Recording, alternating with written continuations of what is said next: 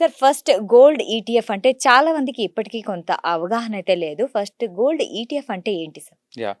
Real టైమ్‌లో ఉన్న గోల్డ్‌ని track చేసుకుంటూ హ్మ్. యాజ్ ఇట్ ఈస్‌గా అదే మూవ్‌మెంట్స్‌ని మీరు క్యాప్చర్ చేసుకోవాలంటే డిజిటల్‌గా హ్మ్.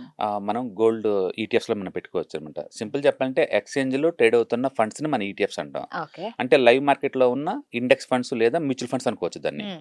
ఆ ఇన్‌స్ట్రుమెంట్‌లో పెట్టడం వల్ల ఏందంటే మనకి ఫిజికల్‌గా గోల్డ్ ఎలా మూవ్ అవుతుందో ఆ మూవ్స్‌ని మనం క్యాప్చర్ చేసుకోవచ్చు. హ్మ్. అంటే రియల్ టైమ్‌లో గోల్డ్ కొన్నా, హుహు. గోల్డ్ ఈటీఎఫ్స్ కొన్నా మీకు ఒకే రకమైన రిటర్న్స్ వస్తాయి.